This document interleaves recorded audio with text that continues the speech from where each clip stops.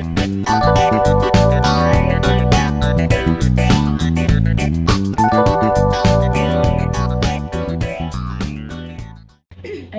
menjadi inspirasi bukan referensi. Dewasa ini topik tentang artificial intelligence atau kerap disebut dengan AI menjadi topik yang hangat dibicarakan oleh publik sekarang. Kecerdasan buatan AI itu sudah dibilang tidak dapat diragukan lagi.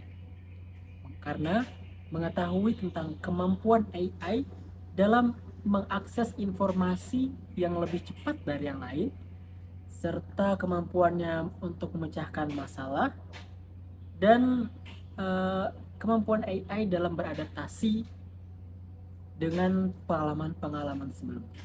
Sehingga kecerdasan AI ini akan terus-menerus berkembang sepanjang masa. Terkait kecerdasan AI, banyak sekali mahasiswa yang menggunakannya atau memanfaatkan kecanggihan AI ini untuk mengerjakan tugas makalah dan lain-lainnya, tugas kuliah atau tugas akhir seperti biasa, untuk mempercepat pengerjaan biasanya. Oke, di sini kita bersama dengan mahasiswi UIN Sunan Kalijaga, yaitu Mbak Khadijah. Bagaimana kabarnya, Mbak? Alhamdulillah baik. Alhamdulillah. Terkait persoalan AI, Mbak, bagaimana sih tanggapan Anda sebagai mahasiswa terkait AI yang sering dibicarakan publik saat ini? Menurut saya, dengan adanya AI, saya sebagai mahasiswa itu sangat tertolong dan banyak dampak positif yang saya dapatkan.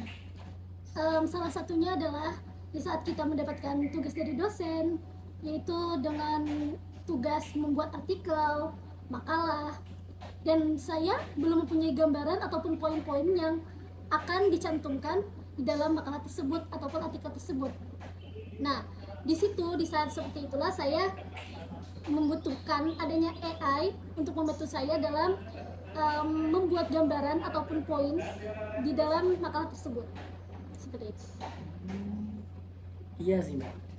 Saya sebagai mahasiswa juga merasakan seperti itu. Apalagi AI ini kan katanya mampu mengambil informasi dengan cepat. Jadi kita sebagai mahasiswa itu dalam mengerjakan tugas menggunakan AI, maka pengerjaan tugas itu bisa lebih cepat juga. Jadi nggak kekejar deadline gitu. Apalagi mahasiswa kan sering ya ngerjain tugas-tugas itu mepet deadline banget ya. Jadi ya mau bagaimana lagi, langsung terus buka AI, ketik keywordnya, dan langsung muncul poin-poin yang ingin didapatkan tersebut. Tapi Mbak ya, terkait AI ini sebenarnya ada sih dampak negatifnya yang didapatkan ya bagi mahasiswa itu, yaitu adalah kecenderungan penggunaan AI. Jadi mahasiswa itu seringkali menggunakan AI itu langsung jawaban yang ada di laptop, jawaban yang ada di AI itu langsung di copy paste terus dimasukkan ke tugasnya. Jadi murni jawaban AI, nggak ada penafsiran balik dari mahasiswa. Nggak ada pemikiran kita yang masuk. Iya betul. Itu salah satu dampak negatifnya ya. Iya. Apalagi juga penggunaan AI yang terlalu sering itu apakah bisa menggantikan peran buku nggak ya? Kan buku itu awalnya kan menjadi sumber referensi mahasiswa dalam mengerjakan tugas-tugas. Nah, untuk saat ini bagaimana Mbak? Kemajuan AI yang semakin berkembang dapat menggantikan peran buku sebagai menurut saya ya, nggak 100% itu dapat menggantikan sumber seperti buku, artikel-artikel. Contohnya ya, seperti saya menggunakan AI, ada juga salah satu aplikasi yang mana juga menerangkan di akhir dari poin-poin yang mereka kasih ke kita itu ada sumber-sumbernya. Mereka ngambil dari referensi mana, dan buku apa itu udah tertera di sana. Jadi sepintar-pintarnya AI juga itu pasti dia mengambil kutipan-kutipan dari buku ataupun artikel seperti itu. Kalau boleh tahu itu AI apa ya? Yang saya pakai itu adalah Cici. Oh, jadi kalau bisa saya simpulkan itu mahasiswa itu harusnya menggunakan AI yang dapat mengambil sumber yang tepat begitu ya? Iya, karena kalau kita tidak mengambil sumber yang tepat, tak ditakutkan ya adanya validasi atau gimana Ya seperti betul. itu.